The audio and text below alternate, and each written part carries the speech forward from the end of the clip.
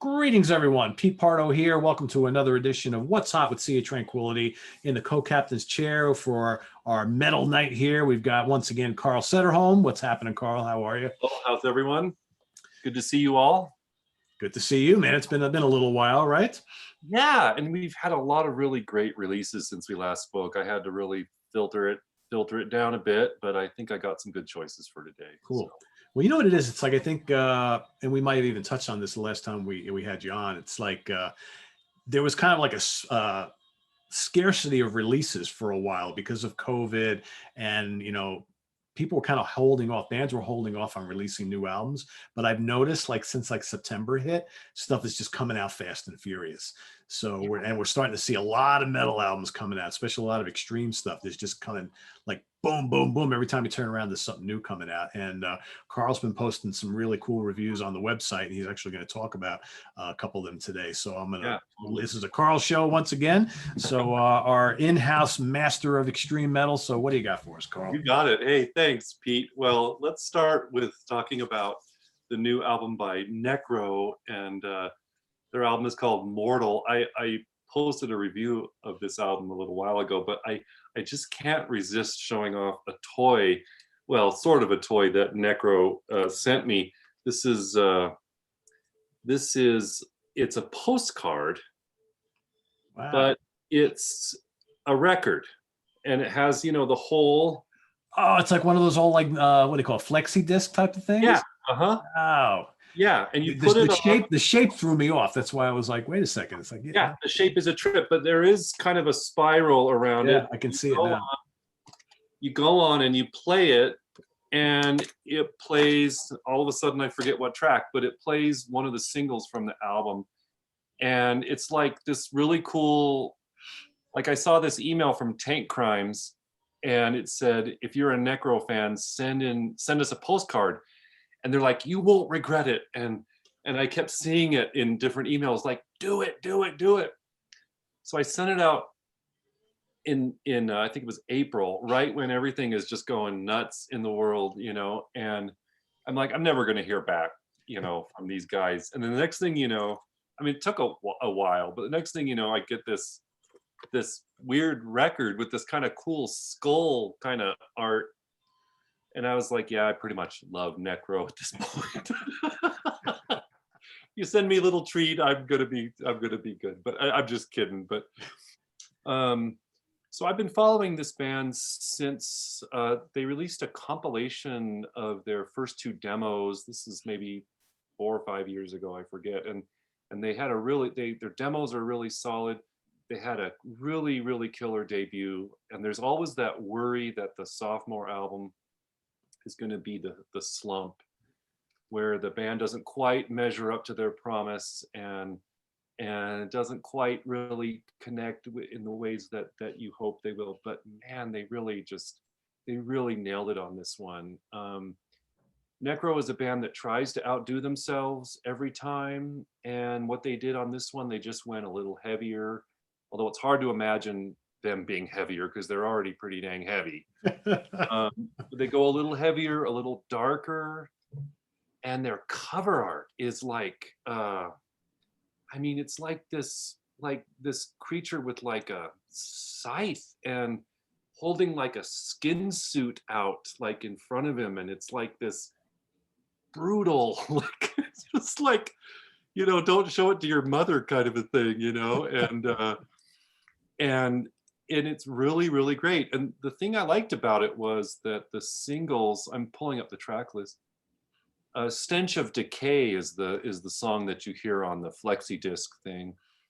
The track that probably got the most attention is called Your Hell. But the one that I really dug the most, it was called Asleep Forever. It's a little bit of a longer song. But man, these guys are heavy.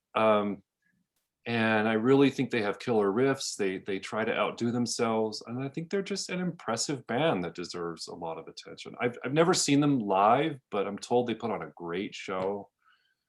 And they just kind of I don't know what to call it black metal, but it's kind of a death metal with punk overtones. They're fast, they're riffy, just solid, good dark extreme metal. It's just what the doctor ordered sometimes, you know. Yeah, they are a hard band to classify because Yeah, they have that kind of blackened death metal thing going on, but yeah, you're right. right. They do have this kind of weird, like crusty punk on like thing going on underneath. And what I forget what label are they on? Well, I forget what label they're on. I know that their promotional stuff comes out of Tank Crimes, Yeah. which is the group that also does Ghoul and other bands. But I'm not sure that Tank Crimes is a label. I think they're more of a PR service. But I can look it up if you. Yeah, I know they're on a label that most people have heard. It's not that important. I thought maybe off the top of your head. Yeah, I can't remember either. So Well, they need to be on. They need. Well, I think they actually are on Tank Crimes. okay. When I pull it up, that's what the internet tells me. I don't believe everything I read online. Almost everything. You don't read the internet. Oh my god! But I do remember, like I was in Steve Keeler's Rock Fantasy store the other day, and I do remember seeing he had it in stock. Oh, cool. But I mean, I could see them on a Metal Blade someday, or whatever. I mean, I don't want to do like a fantasy label thing with them, but I could see them. I could see them really taking off and getting really wide distribution. And There's been a good amount of buzz about them for a couple of years. Yeah. So yeah. Yeah, totally. And it's well deserved. And if viewers haven't checked out those demos, they're on their Bandcamp page, and they really, listening to demos isn't always a really great experience, but you really can hear that Necro was up to something really early on. So Yep, exactly. Cool. check it out. Sounds good. The next one I want to talk about is the new Anaal Nathrakh, and I talk about this in my review, but I'm just going to repeat a little bit. I absolutely adored their last album, A New Kind of Horror. That thing really just got my attention in all the right ways. It's this World War I inspired album, this dark meditation on just the waste and ruin of war. And the English major in me really dug the fact that they were quoting all these World War I poets and writers and just looking at war in this really deep way. So when I heard about the new album, and it's called Endarkenment, so it's like this, instead of enlightenment, it's endarkenment. And I was like, okay, well, what are they offering us here? I What wonder. historical thing? What's that? I wonder. Yeah, seriously. And they're looking at the contemporary world, and they're really just, and at first I was like, well, I wanted them to do another war, or I wanted them to do another historical thing. How can you cover the world in the present, because it's just so chaotic now? How can they really nail all this stuff down?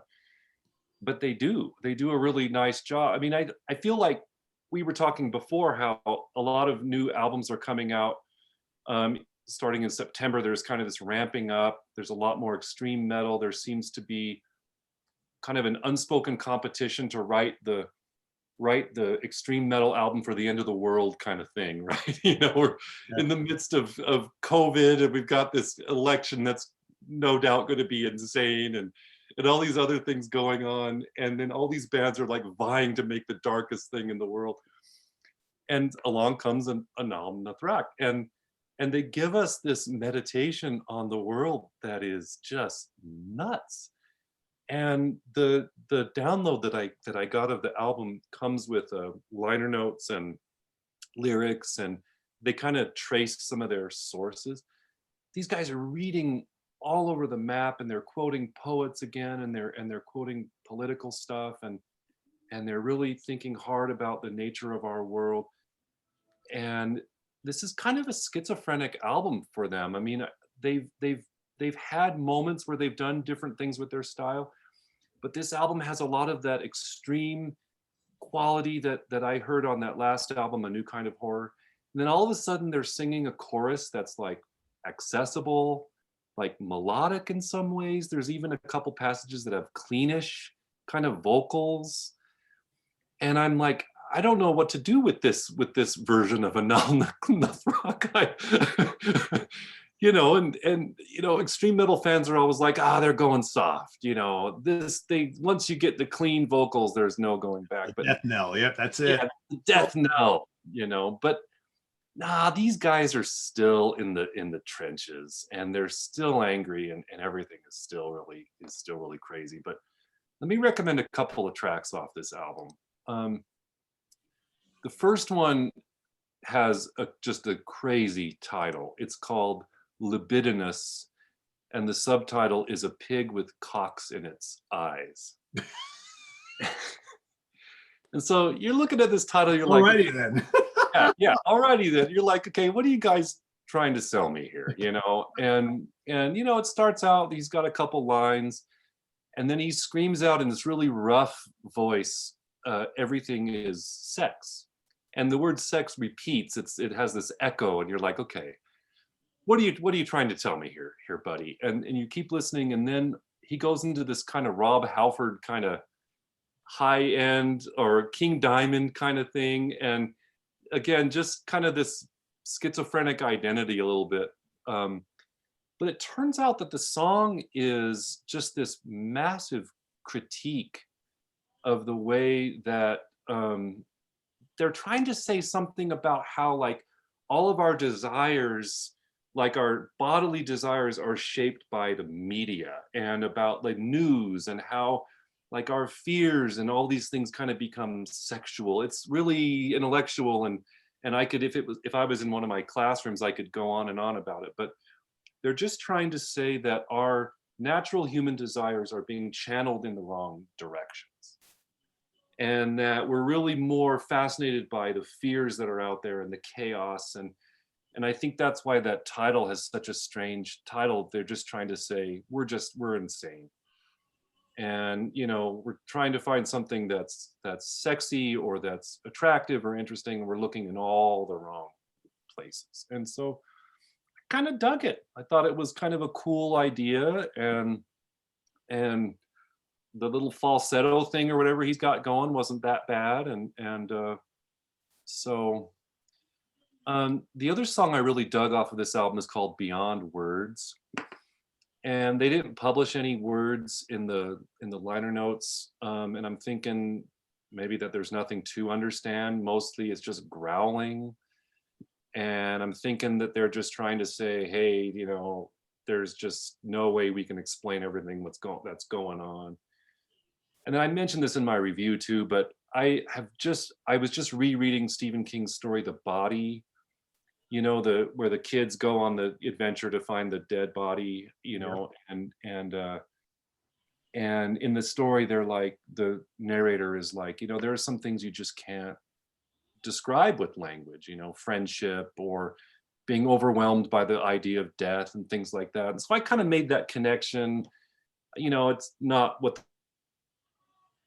the band is probably trying to say, but I was like, hey, beyond words and some of our human experience, we just can't capture easily with language. And I kind of dig that. So, and then finally, the closing track is just called Requiem, and they're inspired by the kind of classical music Requiem, Brahms, Mozart, Verdi. I forget which composer exactly they're kind of drawing on, but this is a song lamenting the state of 2020, and just angry. And there's no surprise there, but and it's a pretty cool song. Toward the end, you kind of hear some of the kind of classical themes, just a little hair of that. But I don't know, I wouldn't call it experimental. I mean, Anaal Nathrakh has been a little schizophrenic in their sound before. I said in my review, I'm a tad disappointed with this album compared to the last one, but that didn't stop me from listening to this album almost all day today. It really is killer. It's just that, I think I need a little bit of light at the end of the tunnel, especially since we're in the fall of a really horrible year, and maybe I was a little overwhelmed by what these guys are doing. But they wouldn't have it any other way. They want to be the band for the death of us all, I think so.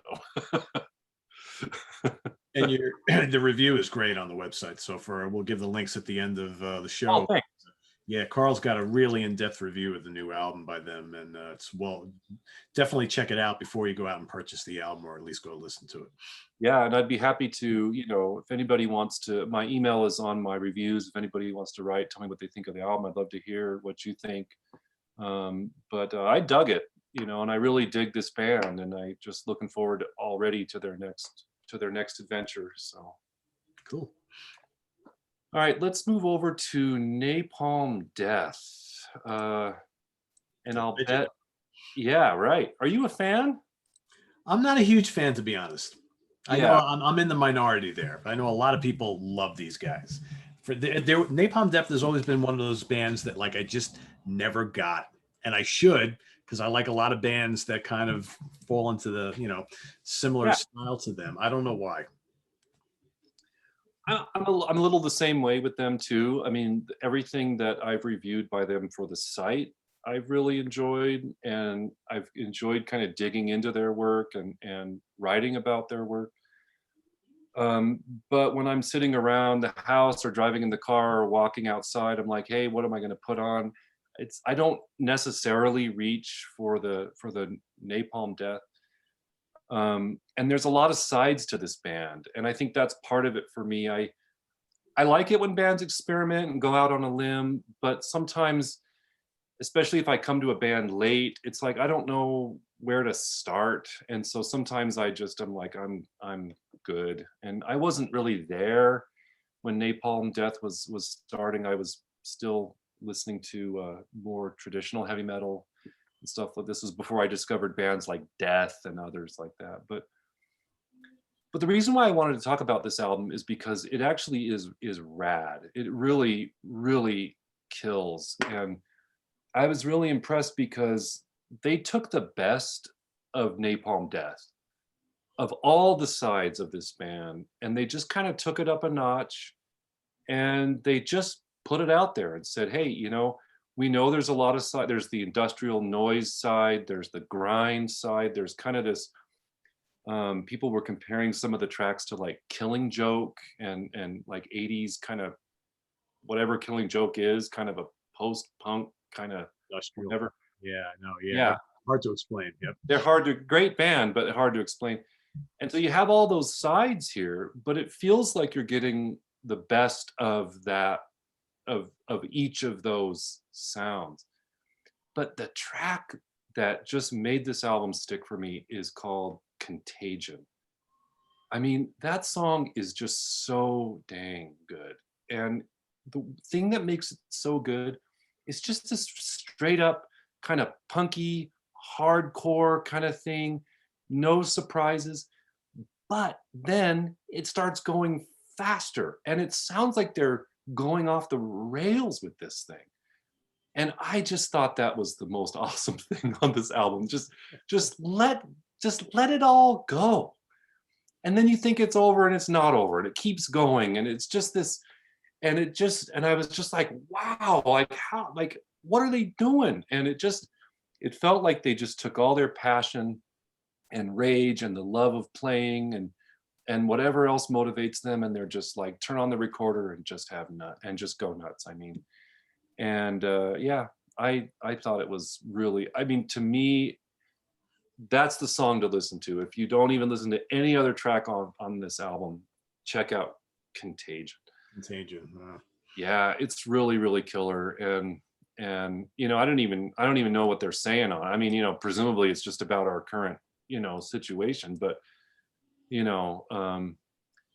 are some other cool tracks. I mean, there's one called Joie de ne pas vivre, which is French, I think, for joy of not being alive, or joy in being dead, or something like that. And that's pretty cool.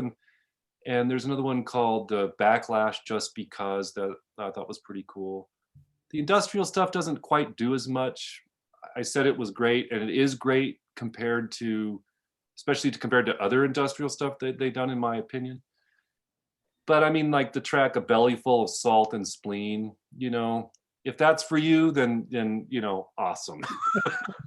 I didn't dig it, but they did well. This is a good piece of music, and I think it's been really well received by other critics. Other It definitely has. Yeah. Yeah. yeah. A lot of talk about this album this year. So it's going to be hard to come up with a number one for this year. I might just pick a wild card. Yeah, I mean, it's funny you mentioned that too, because I got to remind all the writers to get their list together for the end of the year. Yeah, I know seriously. my overall list, 'cause, I mean, for those of you who are watching, every year for the past almost 20 years on Sea of Tranquility, what we do, usually by October, I'm a little late to the game this year, but I usually contact the whole staff and say, all right, everybody start to put your, best of the year together. And usually what I do is I keep a running kind of list going throughout the year of anything for me that rates 4 out of 5, 4.5 out of 5, or 5 stars, usually in that ballpark. I keep on my list. Then at the end of the year, I'm like, all right, so what am I going to do? A top 20, top 30, top 10, top 50, whatever. I don't even think my list this year I don't even know if I have 40 on the list right now. Yeah. For the whole year, because it's like, I haven't reviewed as much stuff, and we really haven't had, I mean, we've had a lot of releases, but a lot of really, really underground stuff. I mean, there hasn't been a lot of like big label, big ticket stuff come out until like real recently. So I think I know what some of my favorites are so far, but it's been a good year. There's been some good thrash albums. It's been a good year for like old bands coming back and putting out new albums. Like, you haven't heard that new Blue Oyster Cult? Yeah. Really? Oh Okay, yeah. I'll check it out. Yeah. It's quite good. Yeah. Quite good. But yeah, there's been a lot of good positive press on the Napalm Death. Yeah, I think it's deserved. I mean, whether you're a fan or not, I think, I mean, you got to at least acknowledge. It's like, people that don't like, Judas Priest, which is impossible to think of. But, it's like, okay, I don't like Judas. Okay, fine. But you have to admit, that this, like Breaking the Law, is awesome. It's like, okay, all right. And I think with Napalm Death, it's the same kind of deal. It's like, okay, yeah, I'm not a big grind fan or whatever, but you listen to a tune like Contagion and it's like, yeah, I'm I'm there with you, buddy. And let's get into the pit. And I'm too old for the pit, but let's imagine getting into the pit and thrashing around. So Yeah, that's a long time ago. I haven't jumped into the pit in quite a while. And I remember the last time I did, I was probably 10 years past my pit days, and I decided to go back and do it. And that was not a good decision. So I have not tried that again since. So I won't be doing it anytime soon. First time Like, I ever went. the pit's there. Okay, I'll be up top over there. Yeah, that's what I do. Yeah, I'm like, okay, see you, pals. But the first time I ever went into a pit, I was pushed into it by a friend. We were at X. Remember that band X? Oh yeah. Yeah. And they're really, I mean, they're punky anyway, but in concert they're just tremendously punky and fast. And my friend pushed me into the pit, and I was like, "What are you doing?" And then all of a sudden I was like, "Oh, never mind, I'm having a great time." And I loved being in the pit. I did it for years. And then it's like, you know what? I don't want to break. Yeah, and I also used to love it, like in the 80s and the early 90s, and but I found that the way people behave themselves in the pit started to change over the year, to the point where I think the last time I was in a pit, the time I was talking about before, all of a sudden fists are flying around and people are just not paying attention to what they're doing anymore, and just trying to be violent, just to be violent, to the point where, hey, if I hurt someone, okay, cool, right? And that's not the way it used to be. Because in the old days, everybody looked out for each other in the pit. You had a good time, you got wild, and bodies were smashing around, but you weren't necessarily trying to hurt people. It's changed a little bit over the years, because it used to be a blast. I agree. Yeah. Like, how much time did you spend in the pit? Well, the entire show was great. Bands up there going off. I'm down there. Everybody's flying all over the place. And but yeah, what are you gonna do? Goodness. Times change. So we got 3 good titles here. So Carl, you just want to mention all 3 titles again from all these 3 bands before we go? Yep. So we've got Napalm Death, and their album is called Throes of Joy in the Jaws of Defeatism. Anaal Nathrakh, their album is called Endarkenment, and then Necro's album is called Mortal.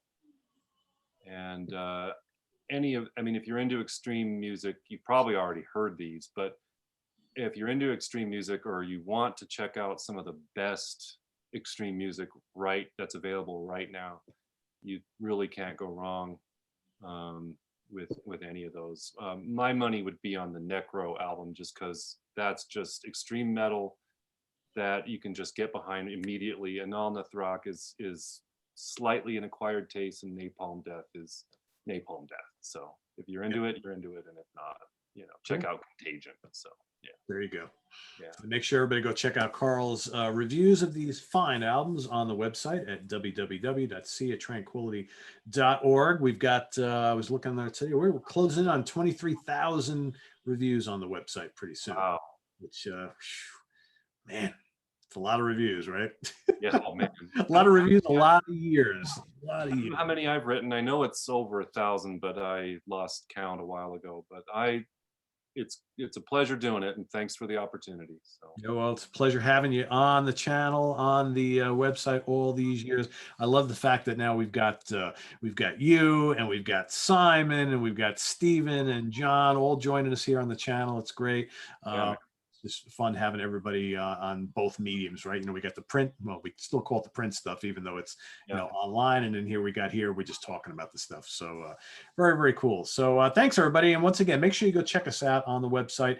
Also follow us on Facebook and on Twitter, because in addition to all that, we're here on YouTube all the damn time. So I want to thank Carl Sederholm for coming back on once again and talking about some new extreme metal releases. He'll be back on before you know it with some more, because there's new stuff coming out all the time. And before we went live today, he was already talking about some of the other stuff he wants to cover on the next show. So stay tuned in the coming weeks. Carl will be back on with us. And I am Pete Pardo for Carl Sederholm. Thanks everybody for joining. We'll see you all tomorrow.